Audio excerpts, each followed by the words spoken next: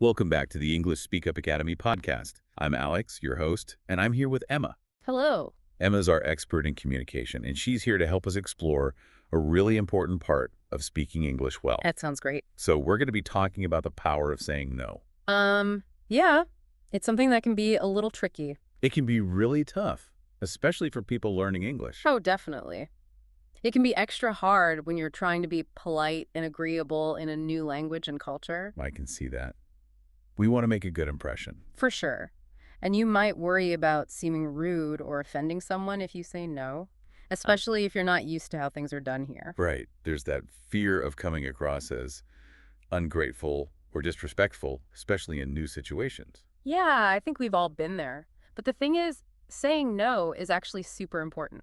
I agree. It's about setting boundaries and taking care of ourselves. That's it. It's a sign of self-respect, and it helps us communicate effectively no matter what language we're speaking. I bet learning how to say no politely and confidently in English could make a huge difference for our listeners. What do you think? Absolutely. It can really help you feel less stressed, more confident, and it can even make your relationship stronger. That's a great point. It's not just about language. It's about feeling good and building good relationships. So how about we give our listeners some useful tips and phrases to help them say no in different situations? I think that's a great idea. Maybe we can start with a common one. Okay, let's imagine you're at work and your boss asks you to stay late to finish a project, but you've already got plans. Oh, I've been there. What's a good way to say no without risking your job? Well, one thing you could say is, I appreciate the opportunity, but I'm not available this time. I like that. It's clear and respectful, but you're not making excuses. Yeah, you're just stating the fact that you can't do it. But you can make it even better by offering an alternative. Like what? You could add something like, perhaps I could assist tomorrow morning. That shows that you're willing to help. That's great. You're setting a boundary, but you're also being flexible. Exactly. And you're showing that you care about the project. Another phrase you could use is, I'm afraid I can't take on any more work right now. Okay, that's a good one for when you're already overloaded. It sets a firm limit, but in a polite way. Right. So you're not just saying no, you're explaining why.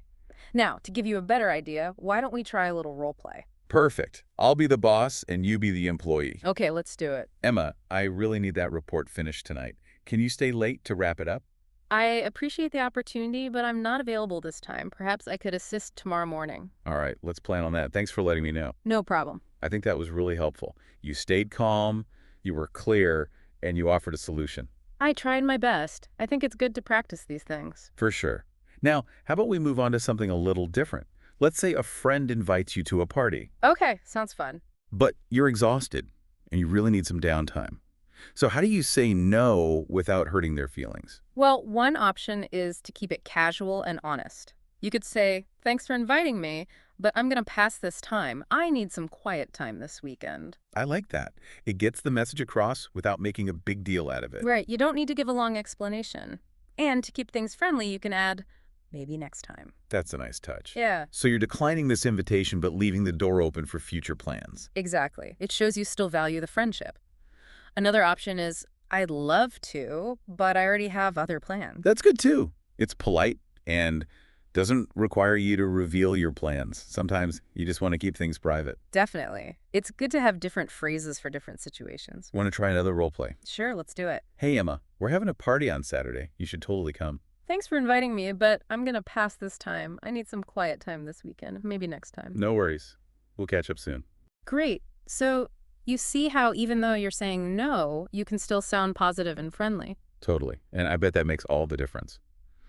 Okay, let's move on to a situation that can be a bit trickier. Dealing with salespeople. Ooh, yeah, those can be tough. You know, you're in a store and the salesperson just won't leave you alone, even after you've said you don't need help. I hate when that happens. What are some ways to handle that? Politely, but firmly. Well, sometimes a simple, no thank you, I'm just looking, is all you need. It's classic for a reason. It's clear and to the point. But if they keep pushing, you might need something a little stronger, like, I appreciate it, but I'm not interested. Okay, so you're acknowledging their effort, but making it clear you're not buying anything. Right. And if you need to be more assertive, you can say, I'll let you know if I need any help. That's a good one. It sets a boundary and gives you some space. Let's try role play. I'll be the pesky salesperson this time. Okay, bring it on. Hi there. Are you finding everything okay? Can I help you find anything? No, thank you. I'm just looking. Well, we have a great sale on shoes right now. Maybe you'd like to take a look. I appreciate it, but I'm not interested. I'll let you know if I need any help. Okay, no problem. See, you don't have to be rude. Just be clear and stand your ground. Exactly. Now, let's tackle one last situation, and I think it's something a lot of people find difficult. Okay, what is it? Saying no to family. Oh, yeah. Family dynamics can be complicated. Imagine a family member asks you to help them move over the weekend, but you've already got plans you can't change. What do? Well, you can start by saying, I'd love to help, but I'm already committed this weekend. So you're expressing your willingness to help, but you're also being honest about your availability. Right. And if you're open to helping at another time, you could add, perhaps I can help another day. I like that. You're showing you care and want to be supportive, even if you can't do what they're asking right now. Exactly. Now, if it's something you absolutely can't do no matter when, you could say, I'm not able to commit to that right now, but I'm happy to offer an alternative form of support. That's a great way to decline while still being helpful. Right. You might offer to help them find someone else to help or maybe do something else for them. Let's try one more role play. I'll be the family member who needs help. Okay, let's see how it goes. Emma, I'm moving this weekend, and I could really use an extra pair of hands. Would you be able to help me out? I'd love to help, but I'm already committed this weekend. Perhaps I could help another day, or maybe I could order you some takeout to enjoy after you're all settled in. That's so thoughtful of you. Thanks, Emma. I appreciate it. You're welcome. Okay, so even though you said no to helping with the move, you still offered support in other ways. Yeah, I think that's important to remember. You can be kind and compassionate, even when you're saying no. These examples have been really helpful, Emma. They show how important it is to communicate clearly, honestly, and respectfully. Definitely. And with practice, I think our listeners can master the art of saying no in any situation. And hopefully they'll see that it can actually be empowering. It's about taking control and setting healthy boundaries. I completely agree. Welcome back. We're talking about saying no in English We've talked about what to say. and some useful phrases. Now let's think about some things that aren't words. Things that can make your no stronger, Or weaker. like how you sound when you say it, And your body language. because those things matter. They really do. If you say no, but sound unsure of yourself, It can send a mixed message, people might think you don't really mean it. and they might try to change your mind. So how do we sound confident when we say no? Even when we might feel a little nervous inside. Yeah, that's a good question. One thing is to make eye contact. Ooh, that's a good one. It shows you're engaged in the conversation. And that you're serious about what you're saying, Another thing is to speak clearly. not mumbling or whispering. Right. Use a steady voice. And think about your body language. Stand tall. Don't fidget. It's all about sending a consistent message. With your words and your actions. Speaking of being consistent, I think it's also important to be concise. Ah, yes. You mean not giving a million reasons why you're saying no? Exactly. Just keep it simple and to the point. The more you explain, the more you give people a chance to argue with you.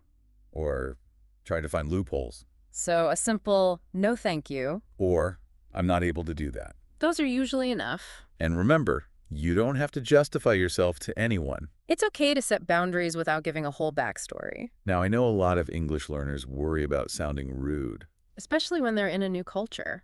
It's natural to want to be polite. But remember, being assertive is not the same as being rude. It's about finding a balance. Respecting yourself and the other person. How do we do that? Well, one way is to acknowledge the request before you decline it.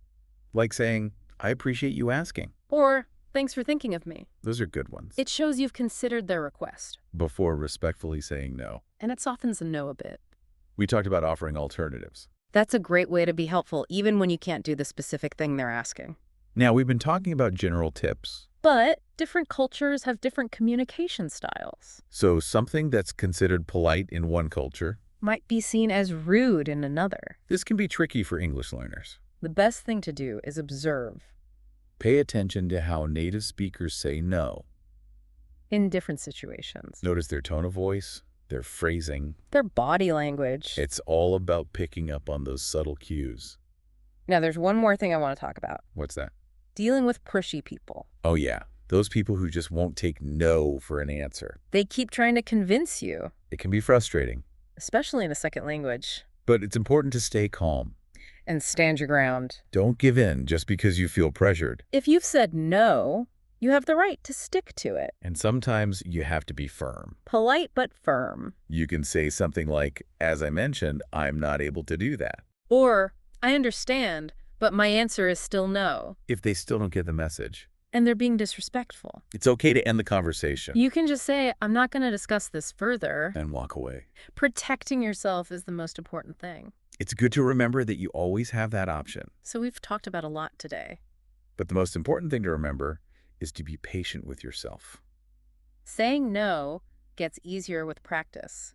Like anything else. So keep practicing And you'll become more confident. in your English and in yourself. Welcome back to the English Speak Up Academy podcast. We're finishing up our talk about saying no in English. We've covered a lot of ground today. We talked about different situations, what to say, how to sound, and even how different cultures see it.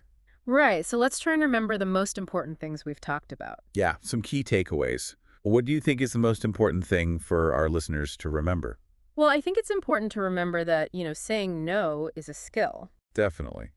It's like anything else, it takes practice to get good at it. Don't get discouraged if it feels weird or uncomfortable at first. It takes time to build confidence. And remember, keep it short and sweet. Oh yeah, clarity and conciseness. We talked about that. A simple no thank you or I'm not able to do that is usually enough. Don't feel like you have to explain yourself. And we talked about how your tone of voice and body language matter too. Nonverbal cues. Eye contact, speaking clearly, those things make a difference. Standing tall. Yes, it all adds up to showing that you mean what you say. Right. It's about being assertive, but not aggressive. Exactly. And always be respectful, even when you're saying no.